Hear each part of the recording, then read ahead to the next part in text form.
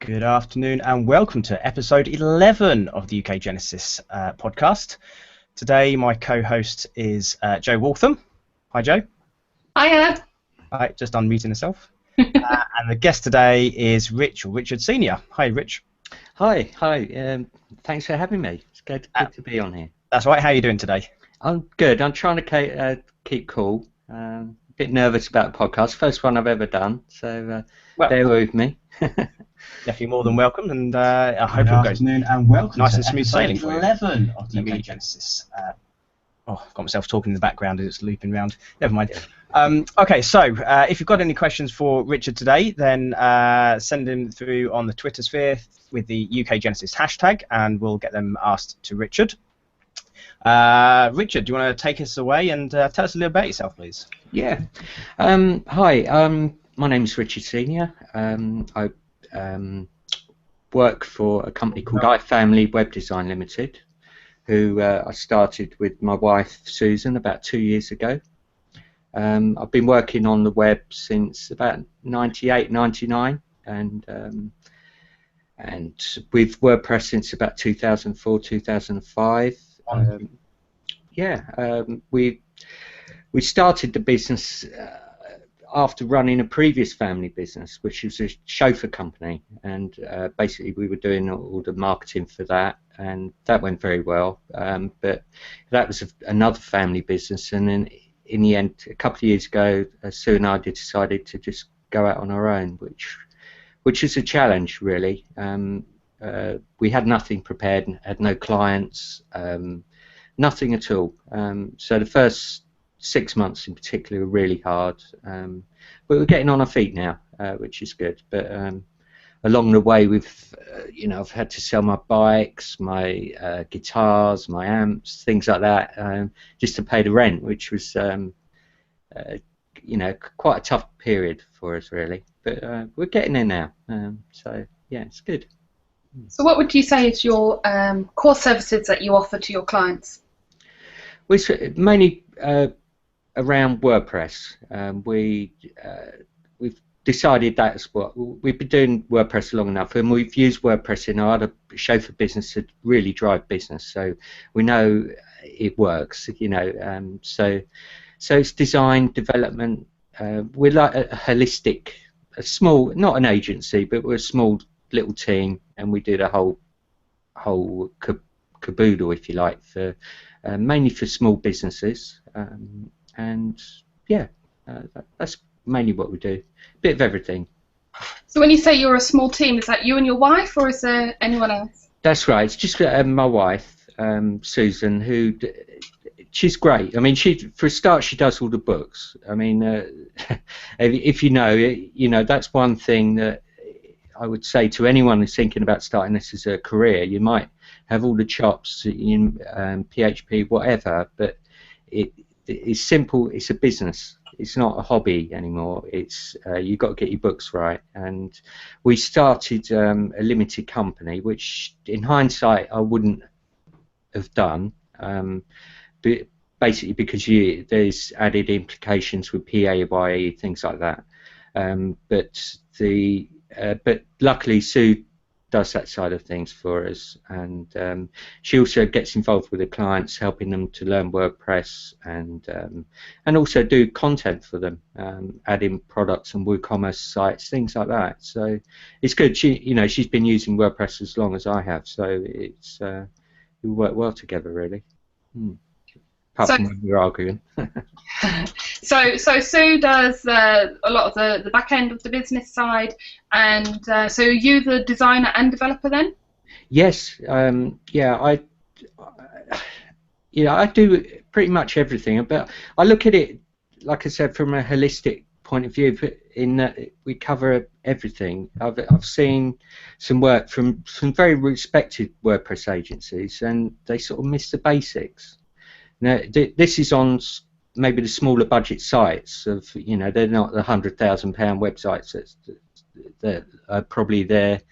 They give them customers more attention to detail. But I feel because of running a business online, what it takes from an SEO point of view. Like with the chauffeur company, we were 1, 2, and 3 in Google, plus we were running a Google AdWords campaign, so we're pretty much dominating that niche market, which was everything, you know, which made a business start out from a little bedroom into, you know, multi-million-pound a year company, which is great, and it was great to be part of that.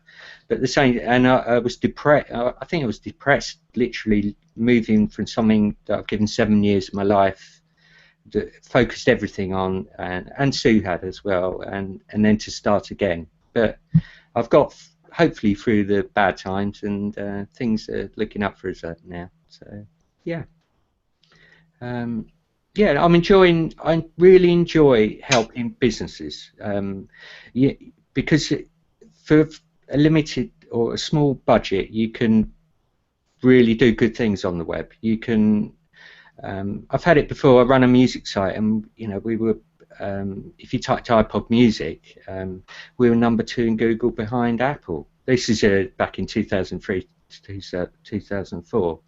But that was good. That was a good experience. But I really enjoy WordPress. I think WordPress is a good platform for any business, you know. And the blog, it started out as a blog, but that is such a fundamental thing. And I don't practice what I preach. I don't blog enough and as frequently as I should, but it drives business. It just works if you can do it consistently. That's my experience, really. You know, and I found Genesis in 2013, just a few months after we started. I went to it was WordPress Lancaster, to the retreat there, and that was great. Spending a week with some really lovely WordPress people, really enthusiastic, very knowledgeable, and that's where I got into Genesis. That I'd started off with iFamily. We wanted a theme framework to start with, so we could build low-cost websites for people quickly, and we decided on Woo themes originally. But the more I got involved with it, the more I kept coming back to Genesis, hearing about good things, and Genesis 2 was just launching, so I bit the bullet at WordCamp at Lancaster at the retreat there, and started digging into it then, and I love it. You know, I think it's so much more concise, and just enjoy working with it, really. I found it hard at first, I must admit. I was thinking, where are all the theme files? Where's this and that? And and as well as that, because it had just transitioned from 1.9 to 2, there was no tutorials, or not as many as there were for the previous versions. But now, with the help of Gary's book, which is great, the Genesis changes, and of course the Slack community, it's a great place to be, and I think I've met some great people as well at WordCamps, etc. So no, it's good. You were talking about WordCamps. Obviously, we're just back from WordCamp Europe. Did you obviously going to WordCamps has been quite valuable to you? Would you recommend them to other people who are thinking about it? Oh, definitely, definitely. My first WordCamp was in 2009, and that was a real eye-opener. It's in Cardiff. I'd started using WordPress and gaining traction with it, but to meet people that were so enthusiastic, were actually contributing to WordPress. And Mike Little and Matt I can't spell, Matt was there for the first time, so that made it even more special. And to be honest, I don't think I knew who Matt was at the time, but it was really good, and yeah, I definitely recommend it to anyone working with WordPress or just uses it. You know, there's a really nice bunch of people. It's very different from a lot of tech. I go to a lot, or used to go to a lot of tech conferences, and they're very different. For a start, they're low cost. You know, £30–40, something like that for a couple of days is great. You know, compared to some of the more, not professional ones, but more commercial ones, which it could be £300 or £400. And I've come away from WordCamps with a lot more than some of the more commercial ones I've been to. So I definitely recommend going to a WordCamp or a WordPress meetup group. I'm trying to start one, or I am starting one in Bournemouth, because there's not one in the area. I go to WordPress, the WordPress London meetup group and the WooCommerce meetup group in London, and they're very good, but obviously it's 80-90 miles away from here. I live in Ringwood on the edge of the New Forest, so yeah. I had the orientation yesterday with the people from WordPress about starting the group, so hopefully that'll start soon. So, where can people find out more about that WordPress Bournemouth group? well, I've got a website which is wpbournemouth.co.uk. I think I'll better check that. But there will be an official meetup group, which is what WordPress. Yeah, it's wpbournemouth.uk. So that's where there'll be more news on there as soon as I know more, basically. But there'll be a meetup, an official meetup group, which should be good. So I'm hoping that'll start the ball rolling, and we can have something in Bournemouth. And it's a great area. It's apparently the largest growing digital economy in the UK. This, the university. We had the UK WordCamp there a couple of years ago. So it's a good place to be. So yeah, I'm hoping that'll be a good place to meet other WordPress people if you're in the area. Yeah, that's great. I mean, I'm not particularly close, but I have sort of family down that way, so I might try and make it one time. And that'd be lovely. Yeah, in person, that'd be great. Yeah. Yeah, it'd be good. So going back to business, then, is there any particular tools, software that you use that you would recommend to people? I use pretty much the basics. I started with MAMP and MAMP Pro, which I've used for years, and I love that. It just works. It's reliable. I can set up a external DNS to point to it, so I can quickly show a client, and then you're developing locally. I've just moved to desktop server, which is some improvements in certain ways, but I'm not sure. I might even go back to MAMP, really, the way I'm working. I use CodeKit for compiling SAS, and what else? I use Coda, which I love. That's got a built-in FTP, which is very useful. It's made by the people who make Transmit, the FTP app, which is good. I like their coding, and I've got Sublime Text as well, but I tend to just go back to Coda. I don't know why. There's some real, I don't get into the real heavy-duty features that Sublime Text does offer. Some, maybe I'm missing out there. Maybe I should invest some more time in that. I use Tower for Mac for Git, Photoshop for doing design work, and I've just one of my biggest tools which I like is Evernote. I've just started using that for keeping code snippets together and just all sorts of details about clients and projects and things like that. It's very useful. Another app I use a lot is FreeAgent, and FreeAgent is great for doing the books, basically. I'd highly recommend that. And I use a little timer app called Eon, which is great. So I track everything, even if I'm doing a project at a fixed price. I track how long it takes, because I'm finding that useful to give more accurate quotes and things like that. So it's very useful. Another little app that I like is Xscope, which is you could basically put a grid across your screen or move little pointers or lines across your screen. It's great for checking things are lining up properly, measuring units, things like that. I design mainly in the browser now, which I find useful. I think it's so quick to change CSS values, etc. Sometimes, I won't even use Photoshop. I'll just start with that just to create the graphics, etc. I'll do that. But a lot of the time I'll work from the browser, which I find fast and yeah, yeah, it's good. Okay, sounds good. There's a couple of tools there that I've not used, so I'll have to check those out later. And Gary's googling links for those for us as we speak, and we'll tweet them out. So, you mentioned that you track your time even if it's a fixed price project. So do you mainly offer fixed price projects, or do you do value-based pricing, or do you do just hourly pricing?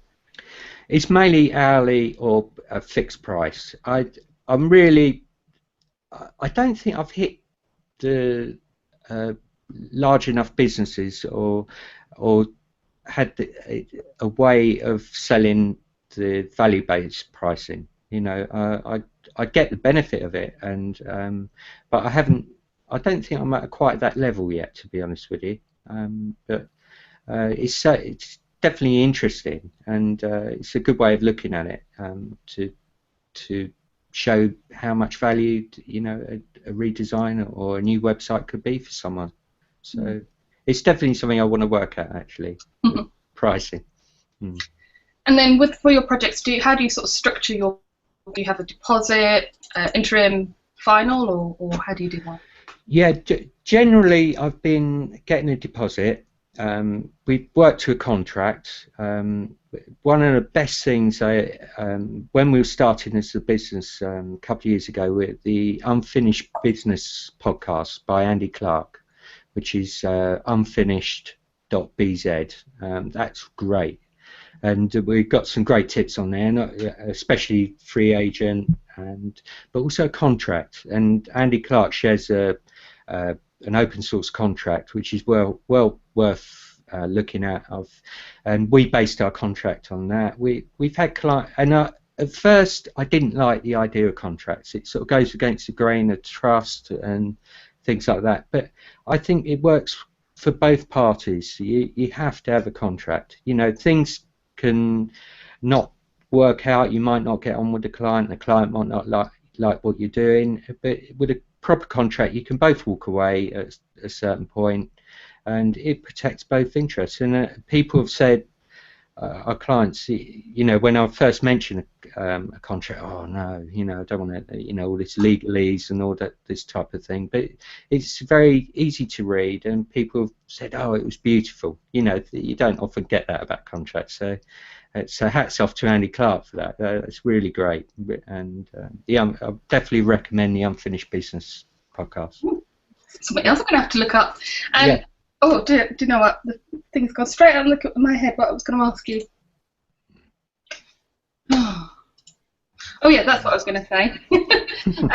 I find contracts are really good for setting out expectations of both sides.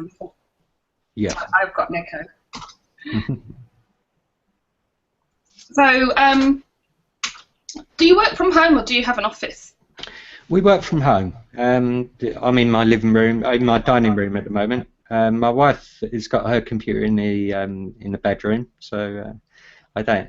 We used to be working together, but we sort of get along better in different rooms, I think. But yeah, no, it works well. But we've got a young, or it's a 14-year-old that lives at home, but she's at school most of the time. She knows what I'm doing. If I'm expecting a call or I'm talking with clients, she's at an age where she understands and can keep it quiet. So no, it works very well, actually.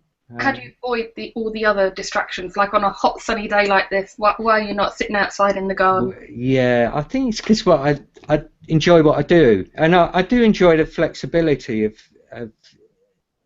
being able to think, well, you know what, it is a nice day, I'm going to go out for a bike ride, a couple of hours riding my bike, which is good. It clears the mind, and you can come back and maybe work in the evening. And you know, I don't have the problem of getting the hours in. Far from it. You know, Sue's often got to try and drag me away from the computer, but that's, you know, I enjoy what I'm doing, really. So that's why. Yeah. And would you actually, you were saying about having the freedom to go out for the bike ride, so I think I can tell what the answer to the next question is going to be, is would you ever consider going to work where you had, you know, be employed and have to go into an office and work for someone else? No, I think I find that very difficult. I've been self-employed more or less for the last 10 years. So I find it. I mean, you've still got a boss. Your clients are your bosses at the end of the day. But it's. I could see myself working for another, like a distributed company, someone like Automatic or someone like that. If I, you know, that would be something I would consider. But for going to an office and commuting, I think it's a thing of the past, really. I think companies like Automatic are showing that you can work from home, and it saves the environment, all sorts of issues. I think it's the way forward. Yeah. So I unless it was a local company, possibly, but no, not for me. So where do you see your business going in the next 12 months? I think just gradually picking up, really. Just gradually refining what we're doing, and we're getting more referrals from existing clients, which is nice, and we're just getting a bigger customer base.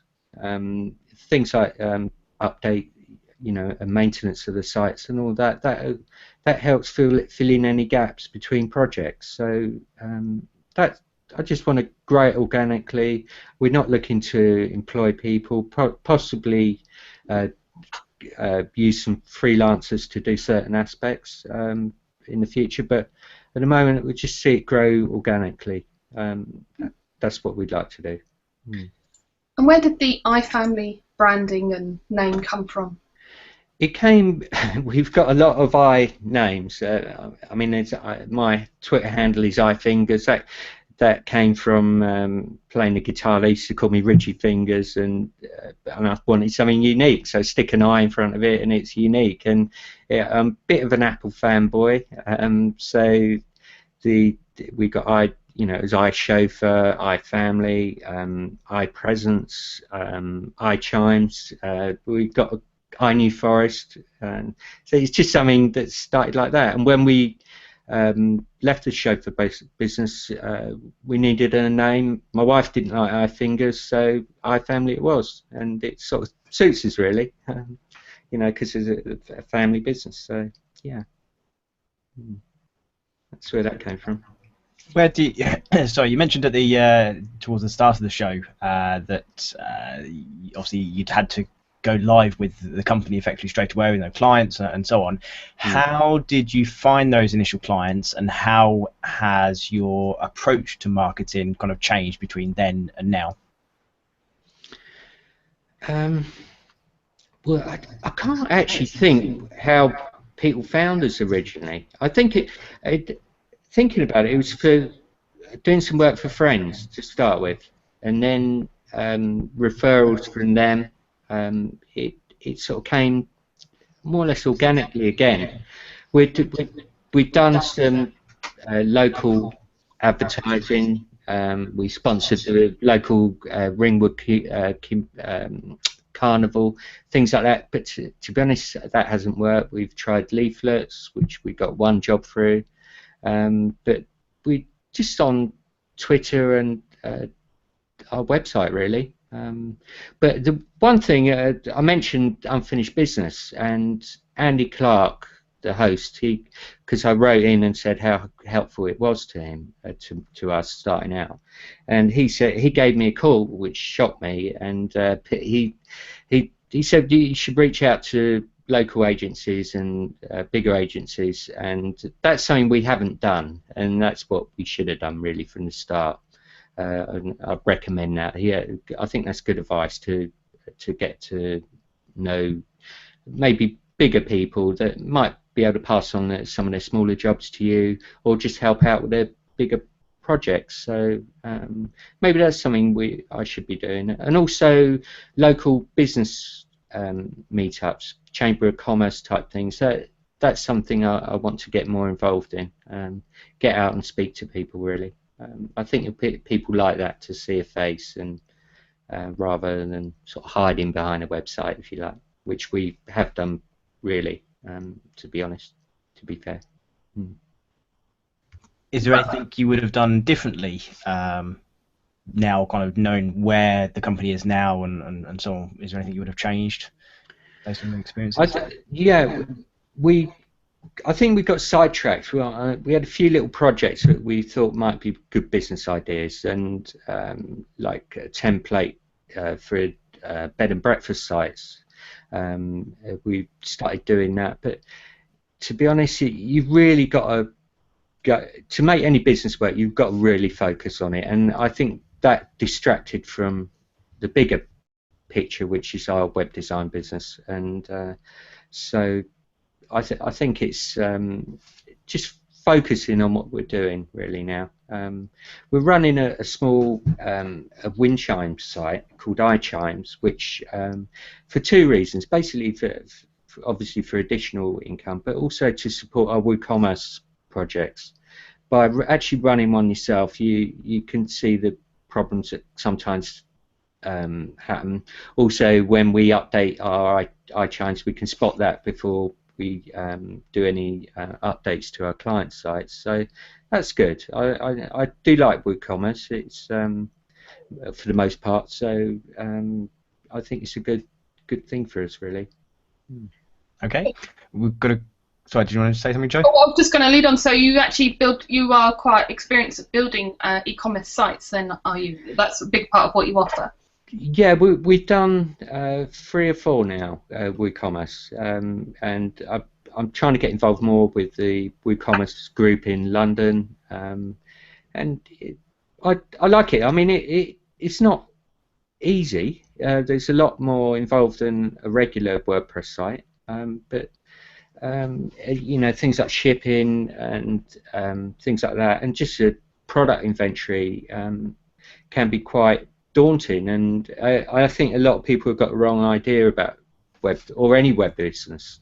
I think you can just put any old site up there, copy content from your maybe suppliers, product descriptions, things like that, bung it up there, and you think, yeah, I'm made.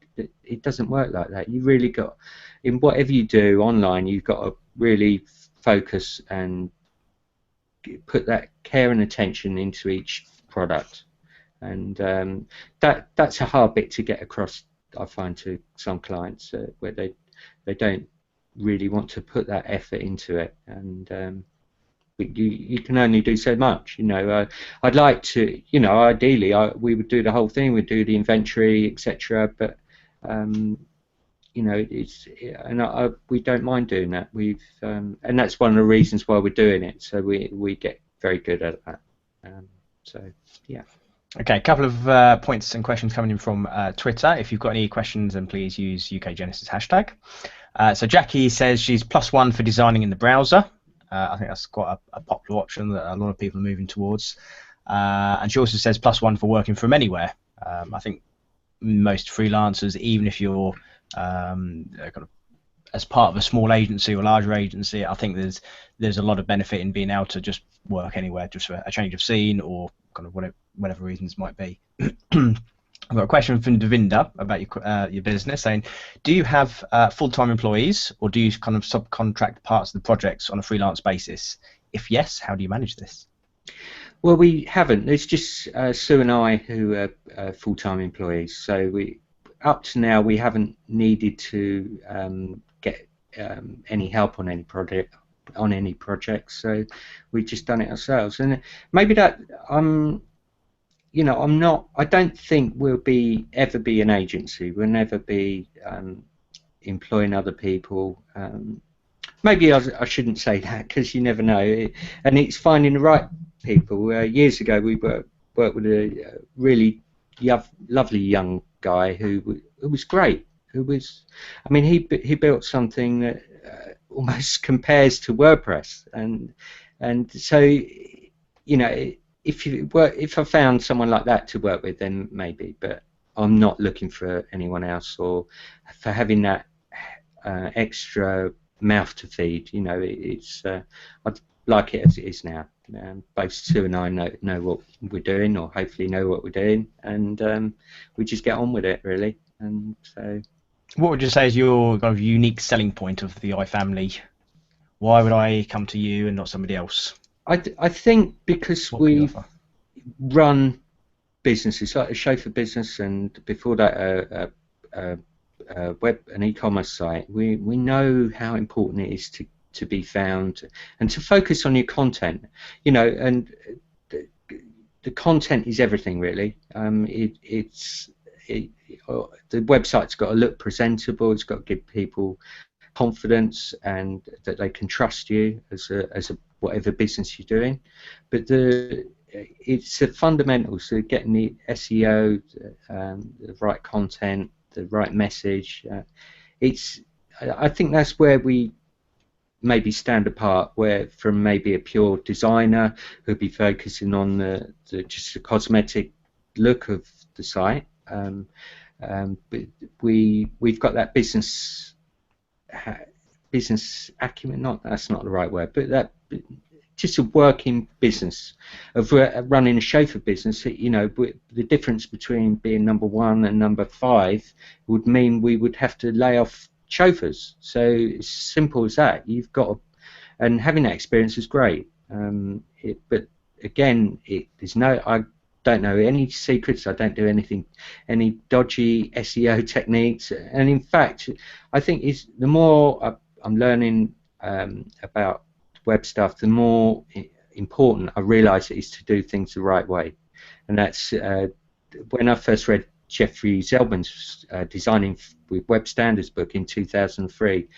That gave me a real advantage from everyone else, or most people who are doing designing in tables, and it made it more accessible from the start, and that earned my chauffeur company a lot of money. And I can see that I've mentioned before, you know, accessibility is something that to be honest, in about the same time, 2003 to 2004, I was at a conference and a guy was saying the war on accessibility has been won, web standards future, and I thought that's great, something to tick off. And it's only recently, going to word camps, listening to Graham Armfield talking, that I realised it's not done, and far from it. And my motivation now is to learn more about accessibility. And why is that?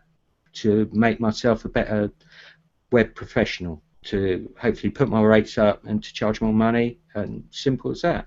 But at the same time, the more you learn about accessibility, you realise how it can really help people. And I think we've had the mobile-friendly, mobile-geddon and things like that, but the next thing, I believe, will be a people-friendly or human-friendly web, and I want to be part of that.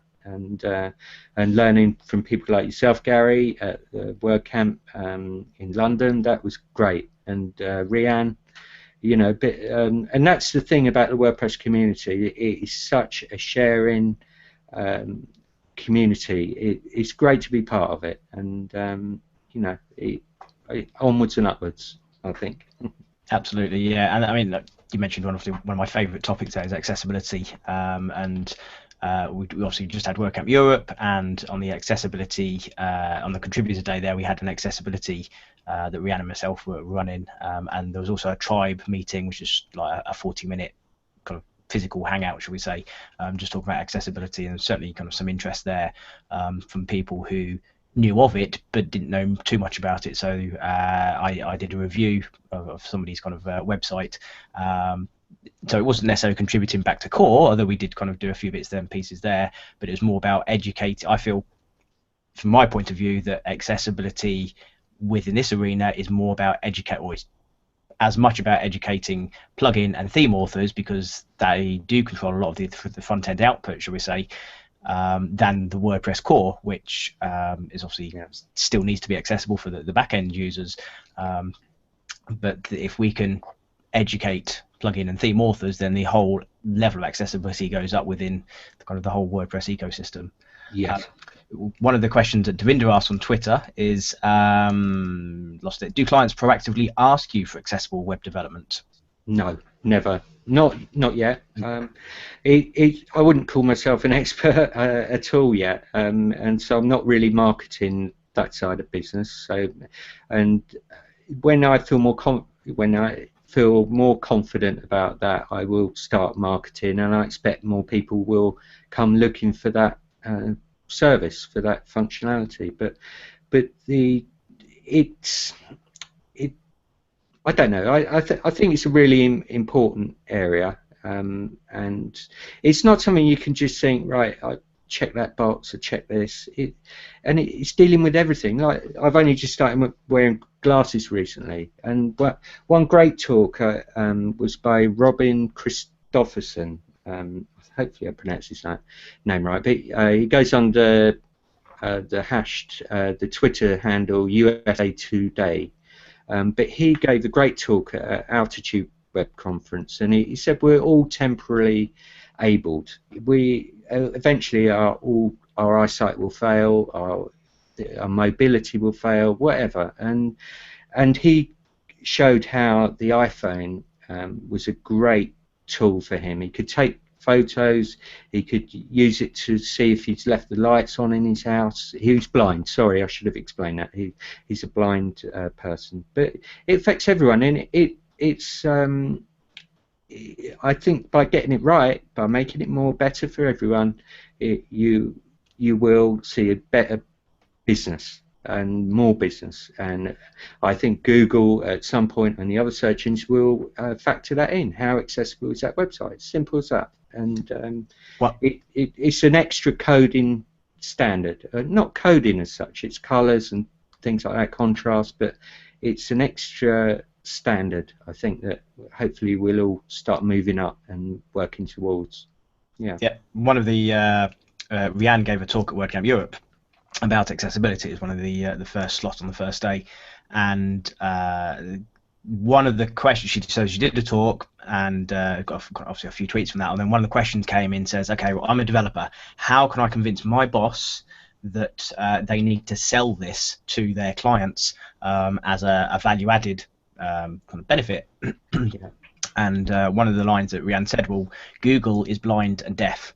Yeah. That kind of, somebody tweeted that, and that got the most retweets, other than actually kind of sharing her slides, the most retweets and favorites, because if you can say, not so much as, if you do this, you'll enable access to your content for this kind of 5% of people, or this 20% of people, or this subsection, and so on. There's a business, a bottom line business, by it will improve your SEO because you're putting in the headings, you're putting in kind of the correct markup, and so on. So I think Google will kind of factor in so much as it will take it from an SEO aspect, not just the those users who do use kind of screen readers and who need transcription and need to watch out for kind of certain color combinations and so on. So yeah, that was a great quote. I saw that on Twitter. That sums it up really, you know. And maybe I should do more to promote that as one of the things that iFamily can bring to my clients. So Jackie says, I wonder how many clients are aware that accessibility is not part of basic web design by default. Equally, the question could be kind of how many kind of don't realise that in a lot of countries it's law. The sites have to be accessible. This is it. And I know, I'm glad that Brianne and I believe yourself have done some work on Genesis to make it more accessible. You know, I'm a big fan of Genesis, but that was one thing that really surprised me. Accessibility doesn't seem to have had much focus at all, and I'm glad that they're proactively making amends to that. Because I mean, what if I put a Genesis theme on my site and someone tries to sue me because it's not accessible? Can I sue Studio Press? You know, it's things like that. But but that's the thing. As a professional web developer, you have to know about accessibility, whether you want to or not. But it's by law. It is the thing to do. It's and it's a good thing. It's a win-win. The more you learn about it, the more you realise it's going to help people, and your clients are going to have more successful websites. But one thing that I wasn't aware of, which I can't remember the exact figure, and it differs per country, is that if somebody let's get this right, if somebody wants to effectively sue for a site being not accessible, there's only a certain limit. So if I was visiting, let's say the studiopress.com website, just as an example, I'm not saying it's accessible, but if I were to kind of sue them as a user, I would be limited by the amount that I could sue them for. So it might be £5,000, or I think Spain is like €12,000 or something like that. However, there's no limit that StudioPress would be able to sue their kind of designers and developers if they'd been kind of external, for kind of the kind of discredited brand and negative influence and so on. So us as freelancers do need to be aware of that. If our clients are being sued, then they come and kind of sue us to collect kind of the money back and the negative influence on their brand, that there's actually kind of no limit. So that's one thing to consider as well. Pilcrow and Pixel, who we've had as a guest on before, said, and business-wise in the UK, the disabled pound is worth £1.8 billion a year. And that's something to consider. So even if for no other reason, we've said before, you just make your content and your products available to that wider audience, and that in itself, I think, is one of the unique selling points that a lot of people, a lot of companies are not doing. Yeah, it was interesting at the WordPress London meetup recently. Mick Scarlett was talking, and he's an accessibility expert in for buildings, access to buildings, things like that. But he said it's actually, for a lot of companies, as long as they can provide information or service online in an accessible way, that will stop them having to redevelop the front of their building. If they can give their customers an accessible route to the service or product that you provide, then it can be a lot cheaper than actually rebuilding your building or adding a disabled toilet, things like that. I'm not an expert in that, but it was a really interesting thought and something that I might actually look into as a business model, really. But I think it's a growth, definitely a growth area, and I want to learn more. And I mean, Graham Armourfield kind of markets himself as an accessibility consultant, and I think Rianne does the same. And also Mick Scarlett, if anybody's gone to the London meetups, may know of him as well. Then it's definitely an area where you can be niche and for your own kind of personal company benefit is be seen as an expert in that area. Yeah. Okay, we're going to change things slightly now. We're going to do the quick fire round. Great. We haven't got our usual community questions, but we've covered a lot of that with the WordCamps and so on anyway. So I'll ask the first one, and then Joe will jump in on the rest. First question then, what did you want to be when you grew up? Probably Jimmy Page or something like that, like a rock guitarist. Or I love music, so yeah, probably music, really. Something to do with music. Are you on Mac or PC? On a Mac, yeah.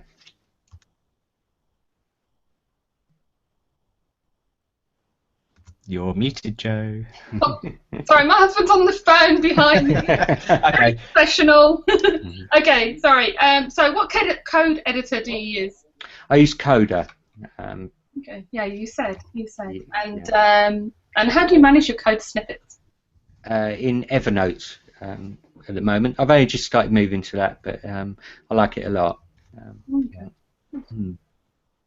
And you already said that you use MAMP and you've tried desktop server, so we know the answer to that one. But how do you deploy the websites from MAMP? Generally, just FTP or SFTP. I should be. Most of the time, I host with WP Engine, and you could actually deploy by Git, but I haven't started using it. I should do. So you don't worry about keeping the database synchronized or anything like that when you're deploying? No. It depends. It depends how. Normally, I build up the basic site locally and share that with the client, my local computer, and then a lot of time we start off on the staging server at WP Engine and get the content, and then push it to the live server when we're ready. So yeah, that's mainly most of the time I work like that. Yeah. And what do you use for design and wireframes, creating mock-ups and that sort of thing? Generally, I just sketch things in a notebook. I find that useful just to get the rough idea of what I'm doing. I find spreadsheets very useful, just for mapping out URLs and things like that, content, getting the content together. I use a content audit tool sometimes, which is good. Nothing for wireframing as such, just basically pen and paper, really, just to get a rough idea and what we need, and then move forward either into Photoshop, or more typically nowadays I find most of the time I start with the standard Genesis sample theme, but if there's a particular, if I think a theme from the start, a pre-built theme will suit the client better, we'll start with that. But a lot of time it's just with the sample theme, and start tweaking that, really. And what's your must-have plugin? Probably WordPress SEO by Yoast. That's pretty much goes on every site. Yeah. Yeah, yeah. Well, actually, my new one is Rian's accessibility plugin, which is will be going on every site until the. And I really wish I was in WordCamp Europe to hear what the 2.2 accessibility changes would be. But yeah, I've seen some of the slides from Rian's talk, but hopefully a blog post or something would be good at some point. I got an email from Studio Press about what was coming out in Genesis 2.2, and it mentioned some of the accessibility improvements are there. I've mentioned it to a couple of other people, and they've not got it. But if you have a root round in your newsletter folder, you might find an email from Studio Press. Okay. Maybe 3 weeks ago. Maybe maybe a month ago. I'm losing track of time, but just, yeah. You know, there is some information there about it anyway. Cool. Okay, so then, do you have a starter child theme for Genesis? Just generally the sample theme. I'll start with something, the sample theme. I've used Enterprise Pro and a few of the others, but a lot of time I just go back to that. It works, you know. It's I do like it, actually. And have you ever written a public theme or a public plugin? No, I haven't. No. And what would you most like to see changed in the Genesis framework? I'd like more attention put on it. Basically, from Studio Press, I personally feel Rainmaker's taken a bit of the focus off Genesis, and I think it'd be a shame if it was Genesis died out and something like Underscores took over. But I hope Studio Press put more attention on the framework. Yeah. So that's it overall, really. Obviously, I'm hoping the accessibility improvements are coming, but most of what of Genesis I really like.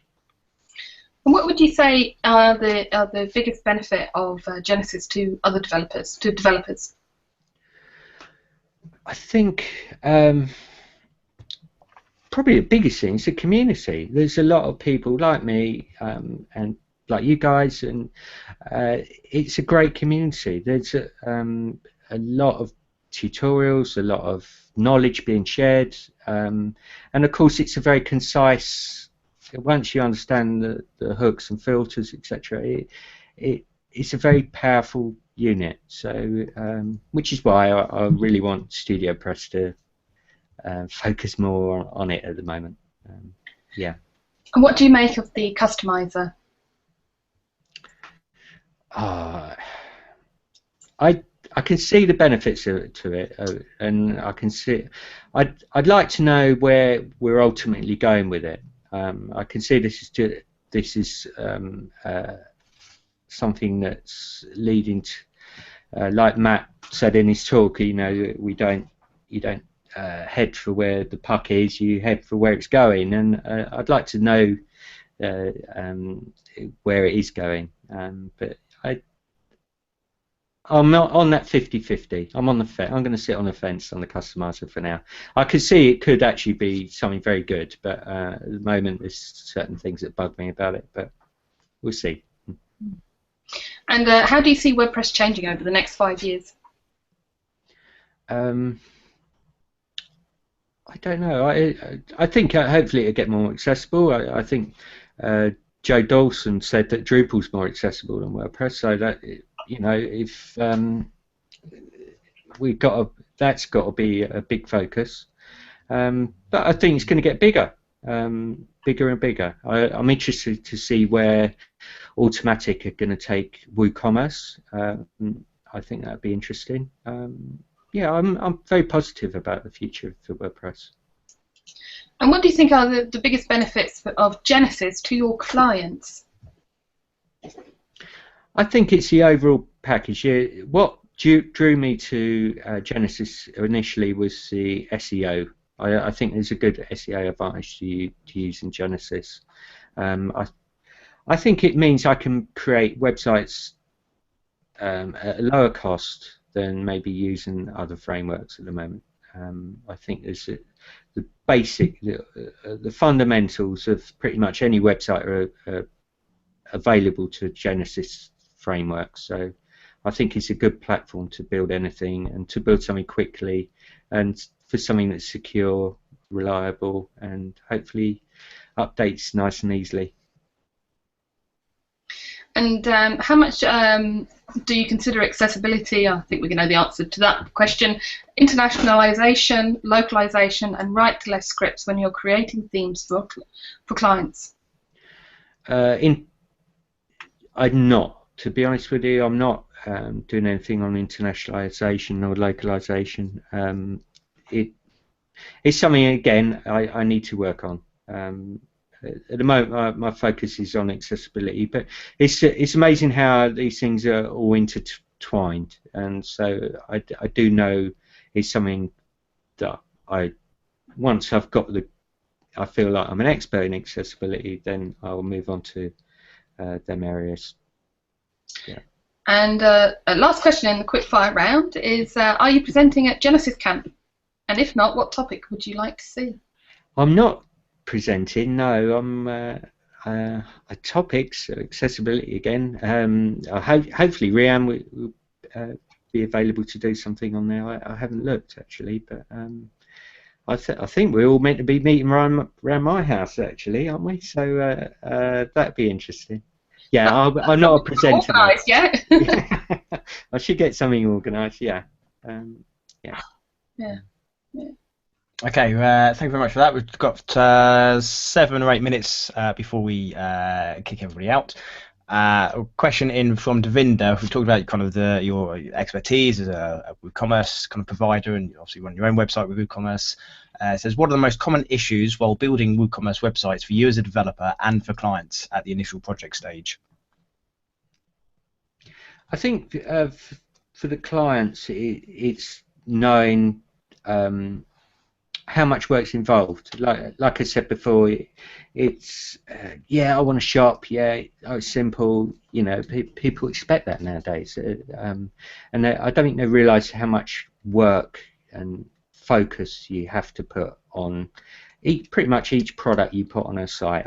I think unless you've got something that a unique, totally unique product that is selling itself, that is being featured in all the press, you've got to work at it and get that content right. And I think that is the biggest challenge to get across to clients, how much work you need to make and to put into your inventory to make it successful. I think that's one of the hardest challenges, really. And completely, almost like a change of topic, on the bottom of your iFamily.co.uk website, I see that you've got protected by karmic law. Can you want to expand on that? I don't know. I believe in karma, and this is the thing. Like accessibility, it's good karma. I might have the wrong motives for doing it. I'm trying to inflate my bank balance, but by becoming more of an accessibility person. But at the end of the day, you're helping people in that way. And I think what goes around comes around. Like our business has grown in that way. We might have lost money building some sites to start with, but just to get our feet off the ground. And we know sometimes that extra work does pay off. It pays off for the client. If the client's happy, comes back to us or refers us to other people. So, but karma is. I'm not a Buddhist really. A nice Buddha behind me, but I spent a couple of days with the Dalai Lama in a talk, which learning more about it, and it's something that, yeah, it's like a personal thing. I wouldn't say I'm an out-and-out Buddhist. I don't meditate properly.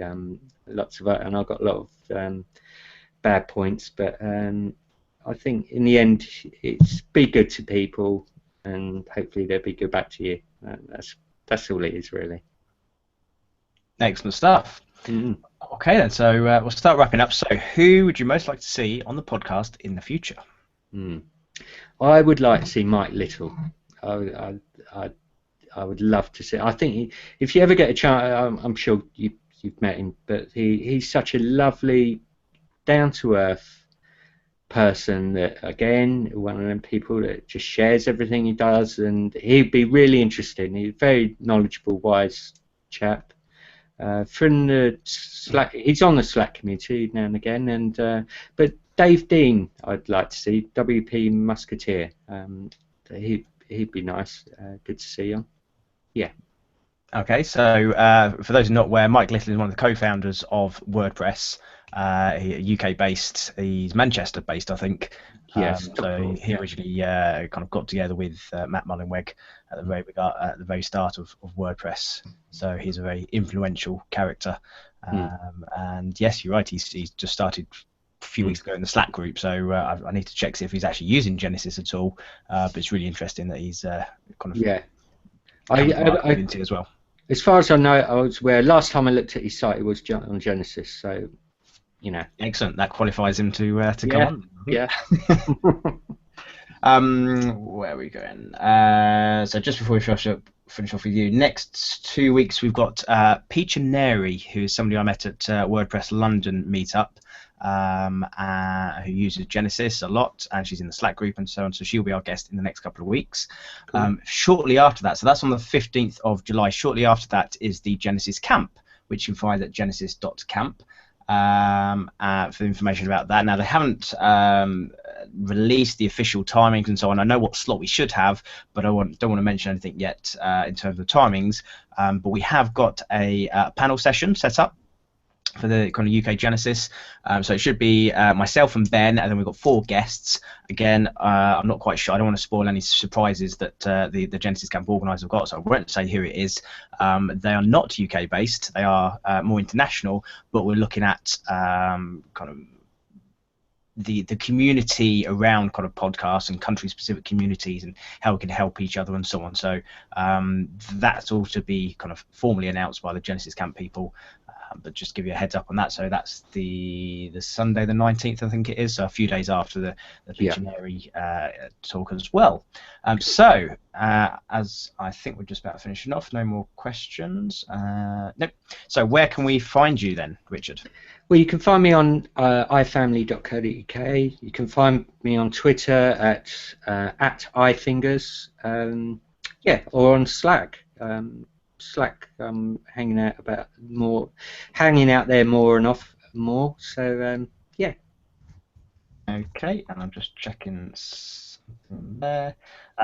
So for those, if you're interested on joining the Slack group, so if you're listening to Genesis and you want to be part of the Slack group, that pretty much every single guest's mention is a fantastic resource to be part of the community. If you go to genesis.community/Slack, that will redirect you to a Google Docs form where you can just fill out your contact details, and then that will approve that invite to let you in and come and experience some of the awesomeness that those people there are. Yeah. Other than that, thank you very much for joining us today, Richard. Thank you for having me. Yeah, it's good. And thanks, Joe, for stepping in. That's brilliant. Yeah, You thank you very very much, well. Joe. Okay. And we'll see everybody in 2 weeks' time. Hey Gary, I got a quick Lovely. question. Oh, go on. Are you wearing a Gamma Joe t-shirt there? Yes, I am. Yes, that's a Gamma Joe tech. So it's a rare that I kind of do my own branding, but I thought I would today for a change. Though. Good. I like it. So yeah, thanks for joining us. If you're in the UK, enjoy the heat wave that's coming up, and we'll catch you in a couple of weeks. Thank you very much. Cheers. Bye bye. Bye.